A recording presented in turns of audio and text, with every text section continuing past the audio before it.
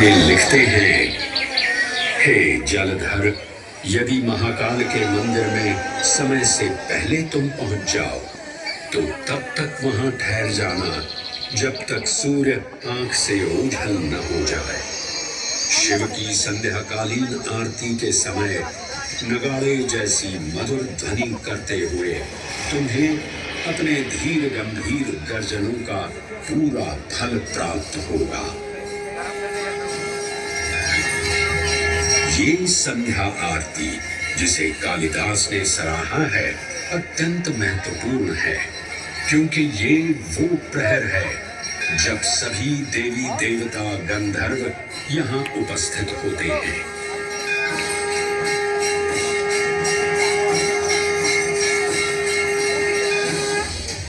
उज्जैन की महिमा अद्वितीय है। सतयुग, त्रेता युग, द्वापर युग और कलयुग, हर युग में इसका अप्रतिम महत्व रहा है। इस काल यात्रा में सबसे पहले आपको सतयुग के उस कालखंड में ले चलता हूँ जहां देव और दानव एकत्रित हैं समुद्र मंथन करने के लिए। मन की आंखों से कल्पना कीजिए, भगवान विष्णु ने कूर्म का रूप ले मंदरांचल पर्वत को अपनी पीठ पर उठा रखा है। सागर से विकराल लहरें उठ रही हैं, मेघ भयानक गर्जना कर रहे हैं। देव और दानव वासुकी सर्प को नीति बना और मंदार पर्वत को मथनी बना सागर को मथ रहे हैं कि तभी जल का पाप कालकूट विष निकलता है और पूरी सृष्टि को अपने ताप से झुलसाने लगता है। इस भयावह स्थिति ने देवताओं और असुरों के बीच हाहाकार मचा दिया। ये कैसा अनर्थ है? लक्ष्य था अमृतत्व का, पर अब मृत्यु की विकराल छवि हमारी आंखों के समक्ष मंडरा रही है। इस भयंकर संकट से केवल वही उद्धारकर्ता मुक्ति दिला सकते हैं जो समस्त विश्व के परम संरक्षक हैं।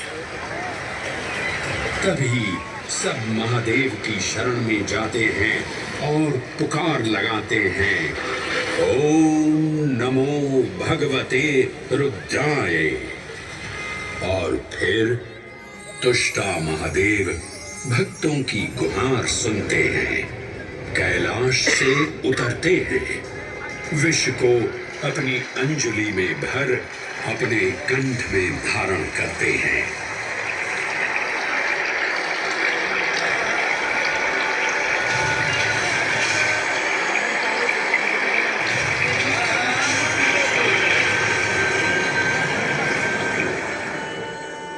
अंततो गत्वा सागर मंथन से वो स्थापित कर पाएंगे। अमृत अपात्र हाथों में ना जा पाए, क्योंकि ये अपनी शक्ति का असीम दुरुपयोग करेंगे। इस अराजकता के परिणाम स्वरूप अमृत की कुछ बूंदें छलकी और पृथ्वी तक पहुंच गई। 4 स्थलों पर स्पर्श हुआ इन बूंदों का, हरिद्वार, प्रयागराज, नासिक और उज्जैन। अमृत की इन्हीं बूंदों के कारण उज्जैन में हर 12 वर्ष पर कुंभ सिंहस्थ मेले का आयोजन होता है। भगवान शिव की लीला देखिए, लोक कल्याण के लिए स्वयं विषपान किया और अपनी नगरी पर अमृत वर्षा करवाई। अमृत की पावन बूंदों से अभिसिंचित ये दिव्य उज्जैन भूमि रामायण के पृष्ठों में भी सम्मिलित हुई। सतयुग के बाद त्रेता युग में माता सीता की खोज में वानर सेना का यहाँ आगमन हुआ।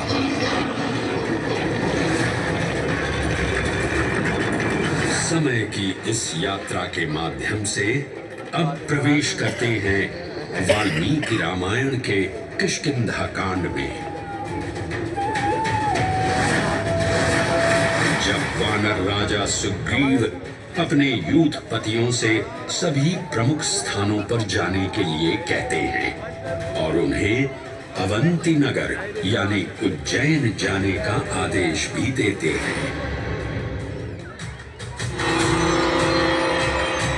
मेखला उत्कल के क्षेत्र, दशर्ण के नगर, आब्रवंती, अवंती और विदर्भ के राज्य, साथ ही माहिष्का के आकर्षक राज्य में भी पूरी तरह से खोजना होगा। एक युग भगवान विष्णु के राम अवतार से संपृक्त और अगला युग उन्हीं के एक और दिव्य अवतार से समरस होना, ये अद्वितीय संगम केवल उज्जैन में ही संभव था। परंतु एक क्षण ठहरिए और ध्यान से सुनिए। ये हैं महाकाल के 1008 दिव्य नाम। हाँ, मैंने काल चक्र को परिवर्तित कर दिया है और अब द्वापर युग का शुभारंभ हो चुका है। विस्मय पूर्ण हो जाएंगे ये जानकर कि महाकाल के इन नामों को स्वयं भगवान श्री कृष्ण ने रचकर पिरोया था। महाकाल सहस्र नामावली की ये अद्भुत रचना उस समय की है जब योगेश्वर कृष्ण, उनके मित्र सुदामा और शेषावतार बलराम ने अवंती नगरी में स्थित सांदीपनी ऋषि के आश्रम में वेद, वेदांत दर्शन और शस्त्र विद्या की शिक्षा ग्रहण की थी। कहते हैं कि भगवान श्री कृष्ण को अवंती ने ऐसा मंत्र मुग्ध कर दिया कि यहाँ 64 दिनों तक रुककर उन्होंने 64 विद्याएं और 14 कलाओं का ज्ञान लिया। उज्जैन का संबंध महाभारत से भी जुड़ा हुआ है। इस महान महाकाव्य के वन पर्व में उल्लेख किया गया है कि महाकालेश्वर मंदिर में स्थित कोटि तीर्थ जल का स्पर्श मात्र करने से अश्वमेध यज्ञ के समान फल प्राप्त होता था। और फिर परिवर्तन की इस अनवरत धारा ने एक नई कहानी लिखी। उज्जैन में उदय हुआ मौर्य वंश का। सम्राट बिंदुसार ने अपने पुत्र अशोक को उज्जैन का राज्यपाल बनाया और समय के साथ अशोक के शासनकाल में धर्म का विस्तार हुआ।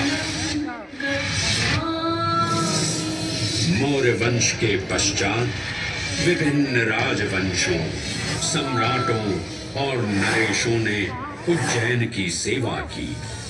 उनमें से प्रमुख मालवागण और फिर गुप्त वंश ने यहाँ राज कर इसके वैभव में वृद्धि की। उज्जैन ने अपने भव्य तेज से जहाँ महात्माओं और शासकों को आकर्षित किया, वहीं इस नगर पर आतताइयों की दृष्टि भी पड़ी।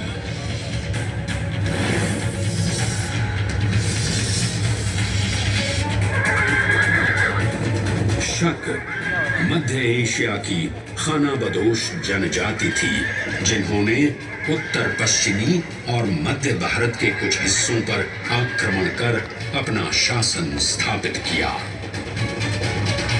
ईसा पूर्व प्रथम शताब्दी में जब भारत शकों के अत्याचार से त्रस्त था, तब उन शकों ने उज्जैन पर भी कब्जा कर लिया और फिर उज्जैन में उदय हुआ एक तेजस्वी योद्धा महाराज विक्रमादित्य का। एक तरफ शकों का बल तो दूसरी तरफ विक्रमादित्य का अद्वितीय पराक्रम। विक्रमादित्य की तलवार महादेव के तीसरे नेत्र सी चमकी। प्रचंड युद्ध हुआ। महाकाल की कृपा से शूरवीरों ने शकों को परास्त किया और उज्जैन में गणतांत्रिक शासन स्थापित किया।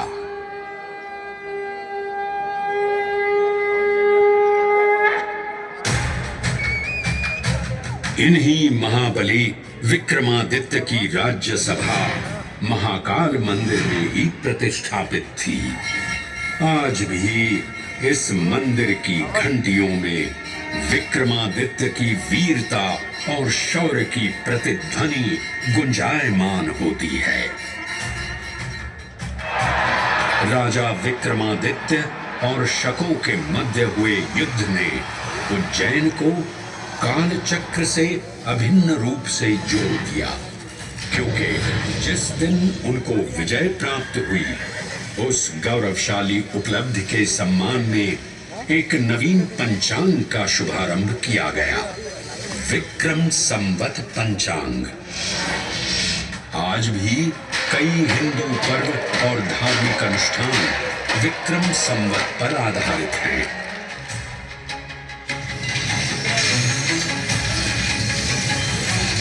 पृथ्वी की भौगोलिक कर्क रेखा इस पावन उज्जैन भूमि से होकर गुजरती है। लगभग 300 वर्ष पूर्व उज्जैन विश्व समय का प्रमुख संदर्भ बिंदु था। यही कारण है कि उज्जैन की वेदशाला में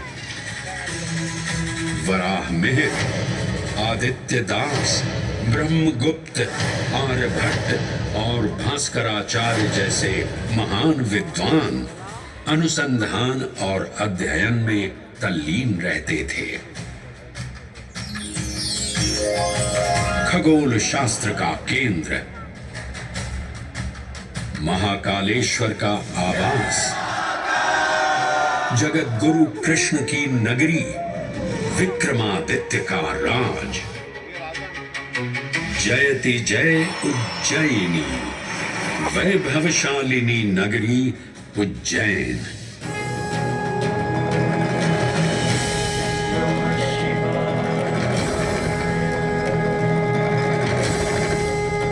श्वासों को शिव मंत्र से अलंकृत कर, मन को भाव की गंगा से निर्मल कर, जो भी उज्जैन में महादेव की शरण लेता है उसका कल्याण होना निश्चित है। आज सुनी सबने गाथा महाकाल की, दर्शन जिनके दुर्लभ हैं, नमन करे जिन्हें काल भी, चरण में जिनके है बसा। ये समस्त संसार कभी नहीं देखा होगा धरती पर ऐसा चमत्कार।